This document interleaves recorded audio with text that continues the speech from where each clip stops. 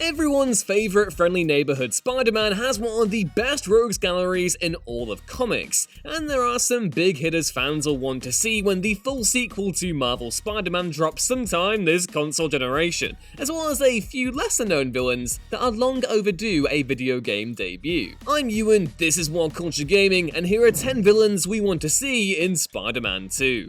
Number 10. The JACKAL. Okay, so it might be bad form to start off your villains who must appear in Spider-Man 2 list with one synonymous with potentially the worst Spider-Man story arc ever.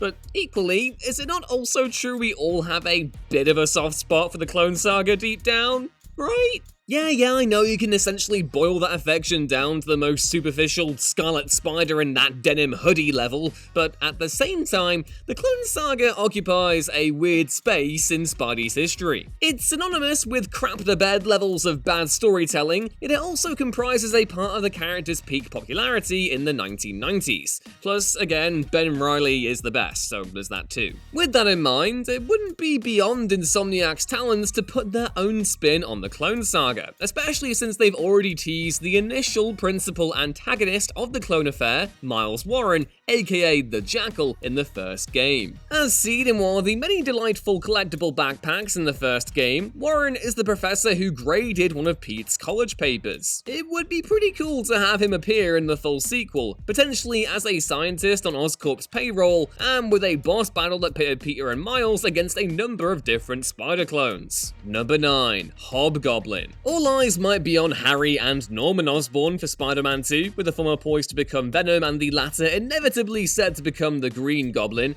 but there's another iconic goblin in the Wall Crawler's library, one belonging to the Hob variety, like hobnobs, but goblin. That made sense in my head before I said it out loud, let's just carry on. For those who grew up watching the 90s Spider-Man cartoon, it was the Hob, not Green, Goblin who served as their first real introduction to the web-slinger's main villains. Although the character was created in 1983 by Roger Stern and John Romita Jr. some 2 decades after the debut of the original Green Goblin, the cartoon elected to make Hobgoblin the original Goblin-themed adversary for Spider-Man to deal with, and rolled all the different characters who took on the mantle in the comics into one. Plus, Mark Hamill voiced the character, which is never not a good thing. It's easy to see how Insomniac could reimagine the character with similar success, although introducing both the Hob and Green Goblins at the same time could prove one pumpkin bomb too many. Either way, they're worth considering, as they've received way less airtime than Norman has over the years, as well as the fact that Roderick Kingsley incarnation has struck up a rivalry with Miles Morales in recent years. Number 8. Mysterio. Mysterio might be more of an obvious choice than the previous 2 characters, given he's one of Spidey's most famous adversaries, but he's pretty much impossible to avoid if you're bringing the Wall Crawler to the video game medium. That's largely because Mysterio, perhaps more than any other Spidey adversary, lends himself brilliantly to games in general. Quentin Beck is a master illusionist and is capable of making any of his targets question their own reality, utilizing a variety of different gadgets and chemicals to turn an opponent's life upside down,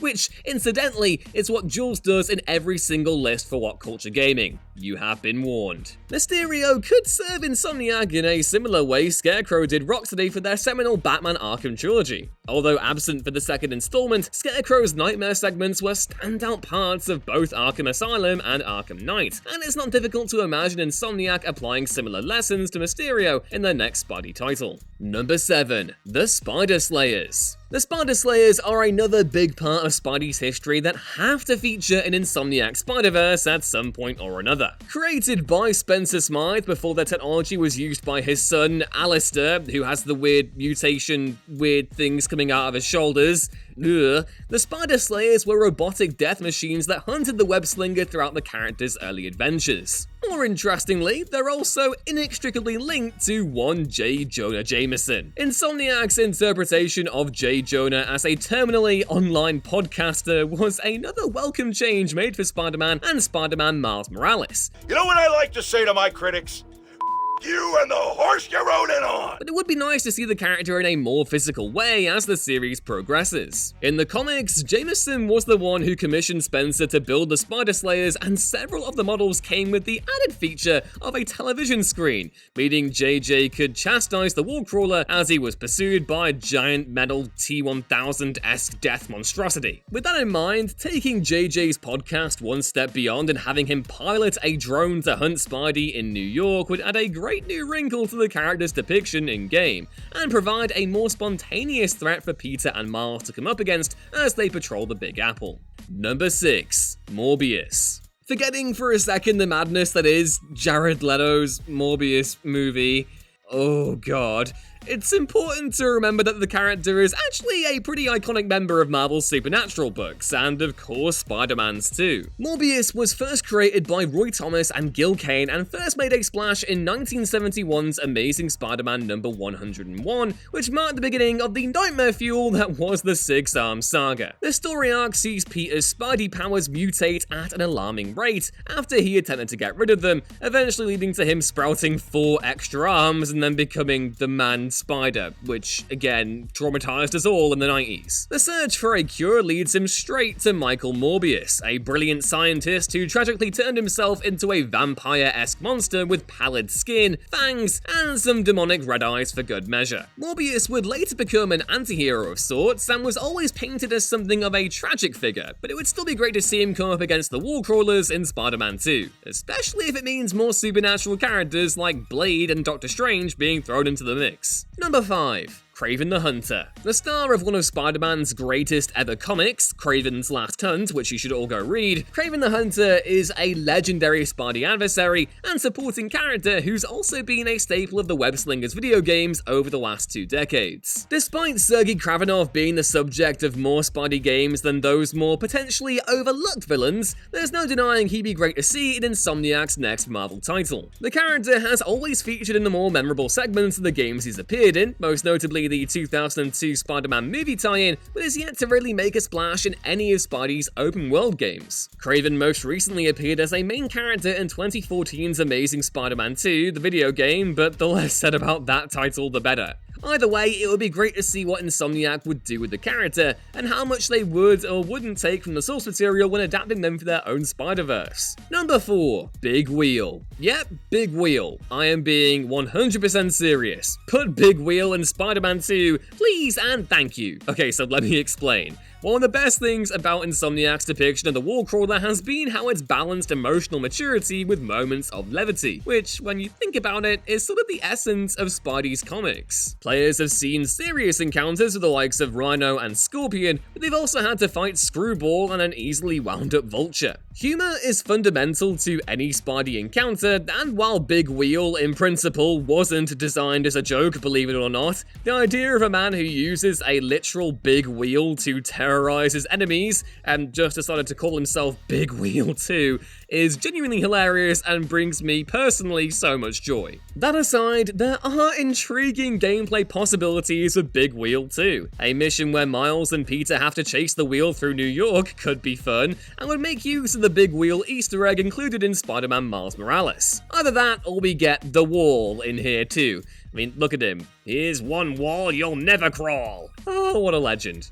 Number 3. Sandman. Sandman is honestly one of the best Marvel villains, full stop. So many of Spider-Man's characters were lucky enough to receive fully rounded arcs in the decades following their respective debuts, at least until the status quo came to ruin the parade like it always does in superhero comics, and Sandman was one of the most noticeable. While initially a recurring antagonist for the web-slinger, Clint Marco is remembered most fondly by readers for developing into an anti-hero, following a heart-to-heart talk with the ever-loving blue-eyed thing, Ben Grimm. Sandman would team up with Spider-Man and other Marvel heroes to fight against the villains he had previously allied himself with, and even became a member of the Avengers too. It's one of the all-time great comic book redemption stories, and one that would be great to see play out in some form in Insomniac's Spider-Man sequel. The narrative potential for Marco is rich, folks, and the gameplay opportunities basically go without saying, given how regular the character has appeared in various Marvel video games up to now. If he is to eventually appear in a new Spidey title though, it would be great to see him redeem himself and turn to heroics, either as a member of the Avengers, or more likely, as a part of Silver Sable's Wild Pack. Number 2. Green Goblin, Norman Osborn. Norman Osborn had a big presence in the first Insomniac Spider-Man title, with the studio taking a number of different liberties when it came to adapting the character from the source material. While in the comics, Osborn becomes the Green Goblin and fights Spider-Man during his burgeoning years as a crime fighter, there's no indication in the first game that Norman has ever been a supervillain. He's still a slimy businessman with political ambitions, mind, but he's not reached the point where he feels the need to take matters into his own hands and have a really bad laugh and get dressed in green and terrorize people for a living. Not that Insomniac haven't teased the idea he may be on his way to doing just that, though. When Mary Jane sneaks into the Osborn penthouse and unwittingly brings back Spider-42 to Miles, she also spots what looks to be early prototypes of the Goblin's pumpkin bombs. Other visual clues that foreshadow Norman's transformation include his green clothing, as well as the ending scene where he's bathed in the green light of Harry's symbiote tank, which is obviously the signature color of the Green Goblin. The clue is kind of in the name. Either way, it remains to be seen how or when Insomniac introduced the Green Goblin, but after losing the mayorship and with his son in the grip of a symbiote, the stage is set for Osborn to suit up and embrace his role as Spider-Man's greatest ever adversary. And number 1, Venom, Harry Osborn. If there was a single character on everyone's mind for Insomniac's next Spider-Man game, it would have to be Venom. The post-credits tease that capped off 2018's Spider-Man delivered several bombshells. First, that Harry Osborn was still in New York, and second, that his father Norman had bonded him to a symbiote in a bid to save his son from terminal illness. Apart from that, there's next to nothing we know of the symbiote in Insomniac Spider-Man. We don't know if it's of alien origin, as was the case in Spidey's traditional comics and the mainstream Marvel universe, or it's of man-made design, as was told in Brian Bendis and Mark Bagley's seminal run on Ultimate Spider-Man in the early aughts. Whatever its origin though, Venom is coming, and it looks as though Harry will be their first host. Fans will be expecting a number of run-ins with the symbiote in the next game, and that, fingers crossed, Insomniac's adaptation of the Black Costume Saga leads to Peter or Miles wearing it too. And those were 10 villains we'd love to see in Spider-Man 2. Which villains and characters would you like to see in the game? Let us know in the comments below, and please don't forget to drop the video a like if you enjoyed it, and subscribe so you don't miss another upload going forward. I've been Ewan, catch me posting big wheel propaganda on Twitter at Ewan Ruins Things, hashtag put big wheel on Spider-Man 2 you cowards, and I will see you next time. Bye!